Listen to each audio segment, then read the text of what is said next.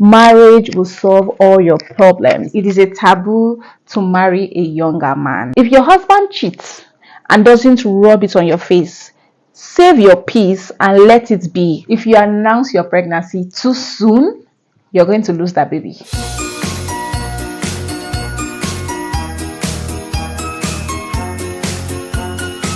Hi guys, welcome back to my YouTube channel. If this is the first time I'm coming across my channel here on YouTube, you are definitely welcome. I'm Kenzie and I'm a lifestyle vlogger currently based in Imo State, Nigeria. And in today's vlogmas, I'm going to be discussing most of the myths that I've heard about marriage, relationship, and everything that has to do with boy and girl. For this video to have a very orderly and stylish manner, I had to make a list of those things that I have heard, and in no particular order. I'm just going to be starting from the most randoms that I've heard. Now this might also be some unpopular opinion. That means that most of the things I'm going to be saying here today, you might not necessarily agree with me. It is just my idea, so let's just get that straight. The first one I have here is that it is a taboo to marry a younger man. This one is actually a very sensible one, especially for us Nigerians. I don't know, but for most of we ladies, especially from this part of the world, we believe to some extent that our man must be older than us. Whether we are in a relationship, whether we are in our talking stage, whether we are doing anything, not to talk more of marriage, we just believe that once we are with a guy, once we are dating a guy, or once we just want to establish something with a guy, in fact the guy should be somebody that is older than us. I don't know, but we just feel like, I personally just feel like when a guy is older than me, it just makes a lot of sense. It's going to be more mature than I am. It's going to be more experienced than I am. It's going to have a lot of experiences in life, both good, bad, ugly, and whatnot. And it's going to be able to lead the family on very well and all of those stuff. Logically, is that right? That's very wrong. I just feel like it is just our own preference. Remember, age is just a number, like every other person is going to say. I don't think that is actually something we should consider. Relationships should not be built on just age. Age is just something, it's just a number. There are most guys that are older, but their way of thinking and their way of doing things is just like a 12-year-old. Whereas there are other guys that are younger, that their way of thinking is way more mature. I think it is just my problem. Maybe me and 70% of Nigerian girls just feel like our guys should be older than us. I personally, I wouldn't want to date a guy that is younger than me. It is not something that I've done before, but logically it's not a bad thing. It's just my mind telling me that this is wrong, but technically it's not just wrong. So in other parts of the world, it is kind of normal. It is kind of very normal for a guy that is older to be with a girl that is younger. Even in Nigeria, yeah, people practice it. There are many guys and there are many guys that come into a relationship or that stays in a relationship where the girl is older than them, but it's just that it's not too rampant. And even at that, if you see a relationship where the girl is older than the guy, they always tend to hide it. They are not always quick to say their age. I don't know why that is, but my advice is that if you are in a relationship or whatnot and you find yourself in that kind of situation, that's not it at all. Just go ahead and do what you want to do. It's just my opinion. It's just what I don't like.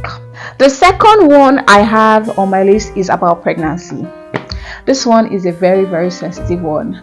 Most people, especially us Nigerians, we feel like if you announce your pregnancy too soon, you're going to lose that baby. Who told these people these things?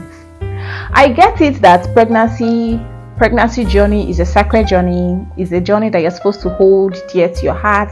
It's an intimate one. You're supposed to assimilate it with your family first before letting it known to every other person. I understand all of those things, but that you announce your pregnancy is not the reason why you're going to have that miscarriage.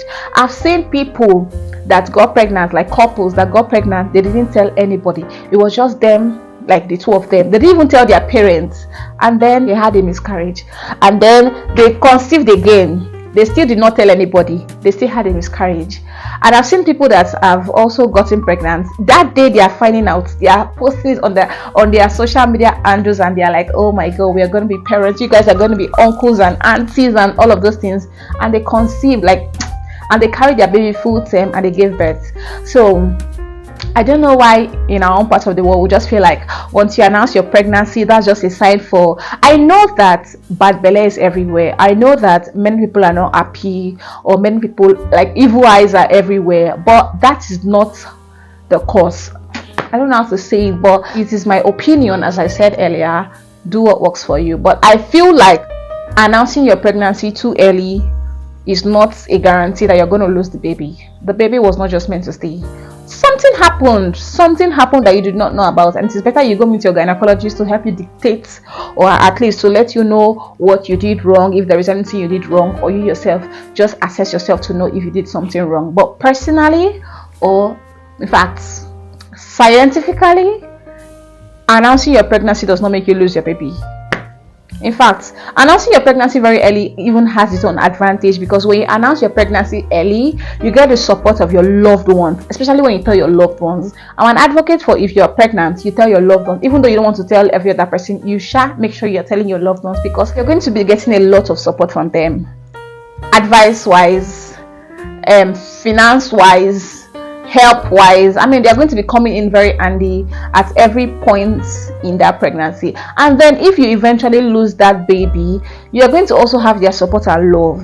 But if you do not tell them, if you keep it a secret from them, and then you are going through a lot of things, you will even be tired, because you'll be tired of considering so many informations, and you might just be overwhelming yourself. So that's it for me. The next point that I see, that I don't understand, this one, hi God, this one is actually busting my brain, is those my sisters that says that all men cheat. They say all men are the same. They say it's in a man's nature to cheat, and they say that if your man cheats on you, don't take because your man cheats, like let it not be that you leave your marriage because your man cheats on you. And I'm like, oh no, baby, that is not it. These are the issues. People are going to say that cheating is in a man's nature, it's a man's nature to cheat, but that's not true. Not all men cheat. Not all men cheat. And cheating to some extent is a very good reason for you to leave a marriage. Because why? Firstly, okay, I'm not oh God, I don't even know how to put this, but leaving your marriage because your man cheats is not a wise thing to do, right? Like, that's what I feel. I feel like it's not a wise thing to do. But then there is a certain extent your man does the cheating that it will now be so embarrassing that you have no other choice than to exit that marriage. I saw something that I wrote here. This tweet, I don't know, it was a tweet that was made by one Nigerian celebrity. Her name is Abdul Kadir Halipet, and she made this post 2 days ago, and she said, if your husband cheats and doesn't rub it on your face, save your peace and let it be. Doing that will only make you look more new and fresh in his eyes. Women, you people are the issues. You people are the issues. You people are the ones that will make this men now be looking at us like, oh, I can't, like, if that woman can accept it, why can you not also accept it? I feel like women should come together. See, let's bear in mind that the way you're saying it as a woman is not the same way they are going to be saying it as a man. Okay, let's take the famous example of what is happening to our Egungun and his wife now. The way the wife is defending him, is that the way the husband would have been defending her if reverse was the case? The next one I have on my list is that most people have said that dating for too long is a red flag. I understand that in all relationships, most people put like a lot of standards there, which is nice. Most women will come out and tell you that my deal breaker for me is being in a relationship with you for 3 years. Like, if I'm in a relationship with you for 3 years and nothing has happened, I'm definitely going to pack my bag and leave. That's not a bad thing. But then I feel like the whole phase of dating for a long period of time is a red flag. Shouldn't be. Well, it could be, depending on the age of the boy and the girl in question. You cannot tell me I'm 30 and you are 35 and we are in a relationship and you want us to date for 5 years. How? But then if I'm let's say 20, and then you are like maybe 24 or 25, and you are saying, okay, let's get to know each other for some time small. Or probably we are in school, and then we are still trying to figure out how our life is going to be after school, what we are going to do after school, and then where we are going to settle. When we are planning, all those planning phase and get us to like 4 or 5 years, which is kind of normal. So I think dating for a long time depends on age range. If you're in your 30s already as a lady, then anything that has to do with let's date for let's date for some time so that I can get to know you, it's already overruled. You don't have that kind of time anymore. But for a 20-year-old, she can accept it. So that statement actually has to do with the age of the person in question here. So there are some people that will still be in their 30s and are still open to dating for as long as they feel is necessary. So it's just a matter of preference, I think. But me, I'm just saying that if I am in my 30s, I'm not going to give room to anybody that's going to want to date me for too long without any future. Like anybody I'm dating, I should be certain about where that relationship is going to. In 3 months, I should know where that relationship is heading to. If I myself am seeing a relationship in you, like a long-term relationship, like I mean marriage now, long-term relationship which can lead to marriage in you, then I can keep you. But in my 30s, if I'm not seeing anything serious about you, I'm dumping you. 30s is not the time for you to start wanting to change somebody or wanting to get to know the person for a very long period of time. Just do what works for you. All this thing while they talk, no go take them seriously. The next thing I have on my list that people say is that marriage will solve all your problems. Hello. Hi. Marriage is going to solve all your problems. I get the fact that for some people it does solve their problems. Actually, if you're getting married to an odogunwoke, somebody that has all the money in the world, somebody that's been established, if you're getting married with the idea that I'm going to be the Oriaku, I'm going to be the Oga wife, then marriage has actually solved all your problems. And that's why you see young girls these days telling you that your certificate is just like a backup, that they don't want to do anything with this certificate, they just want to dump it somewhere, that their main profession is going to be the Oga wife. So they already have it that marriage is going to solve all their problems, which can actually be good for them. But if you don't have the same mindset as those kind of people, you might want to invest in yourself, further your education, gain a skill, start a business, look for a 9 to 5, just do something with your life that you know is going to be profitable for you. But then marriage can solve all your problems. Well, if you want marriage to solve all your problems, then you have to work hard. You have to go and look for where you see those men that can solve all your problems. I hope that makes sense. The next thing I have on my list is being too close to your in-laws can be very deadly. Yes, I agree with this one. I agree with this one because I have read so many things on TikTok. I love that app TikTok so much because it exposes my eyes to the fact that most people are actually going through a lot, and it's so funny. But from what I've learned so far, I've come to understand that if you want to have a peaceful and amicable relationship with your in-laws now, I'm not talking about your mother or your father-in-laws, I'm talking about your brother-in-law, your sister-in-law, all those other people that are like the same age bracket with you, or even older than you, like 1 year, 2 year older than you, or even 3 years or younger than you. For you to have a very peaceful and smooth relationship with them, you have to keep a certain meters of distance. You have to be certain kilometers away from them. Like, your in-laws are not your friends. They are not meant to be your friends. Most times most in-laws are so nice, especially maybe when you are in the age bracket with them. You people can be so jovial and so nice and so fond of each other that you people become friends. Well, if that is your case, perfect. But if that is not your case, like you people are in the same area where you can become friends, I feel like having a certain degree of meters, like keeping your distance away from them a little, is going to make the bond stronger. Not always throw yourself at them or doing things that's going to piss them off can make your bond stronger. Even your mother-in-law and your father-in-law. That's why I'm not always a fan of, I get married to my husband wants me to come like my husband wants us to go and stay in his parents' house because there's enough room or the house is big enough. I'm not an advocate for that or to that, because that is only going to lead to problems in the future. I read one story on Instagram yesterday. This lady was married to her husband. They're happily married, and then the husband wants them to go, like the husband said they should go stay with his own parents, and then they went there.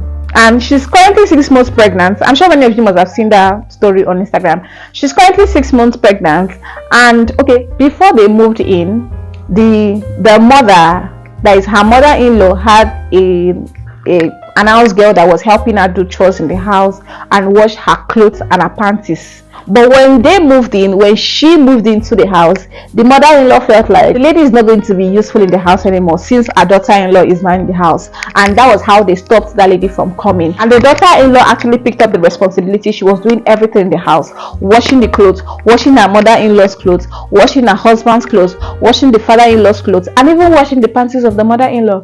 And the problem now is that the lady is now coming to tell us that she's 6 months pregnant and that she does not feel okay washing the mother-in-law's panties, that she always feels guilty of carrying the panties of the mother-in-law, that she wants to hear from us.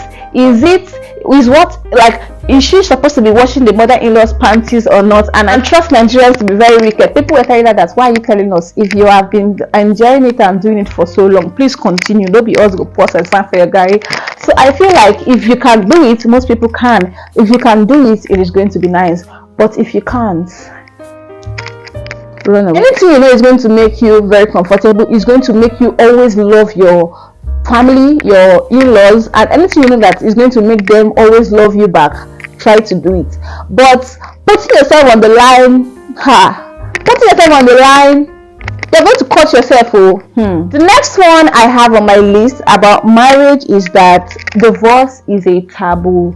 Many people feel like divorce is a taboo. That is why you see that many Nigerians, they would rather stay in an abusive relationship, an abusive marriage for the rest of their life, and then they will even lose their life there, just because they are scared of what are people going to see.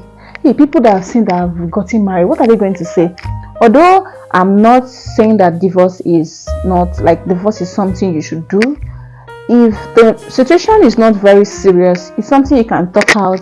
If you know that you cannot tell it to your spouse, you tell it to your in-laws, they'll be glad to help you out. Like, they'll be glad to come in and help.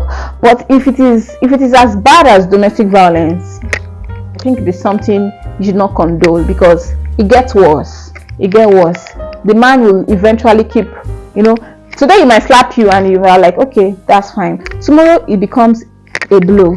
Next tomorrow it becomes with cane. Next tomorrow it becomes like it grows. So if it is as bad as domestic violence, please run away for your life. It is not worth it. I think that is the end of it. I hope you guys did enjoy watching. Please let me know in the comment section if you have any myths about marriage, about relationships that you've heard that are true or that are false. Please let me know in the comment section. I'll be there. Thank you guys for watching, and see you in my next video. Bye.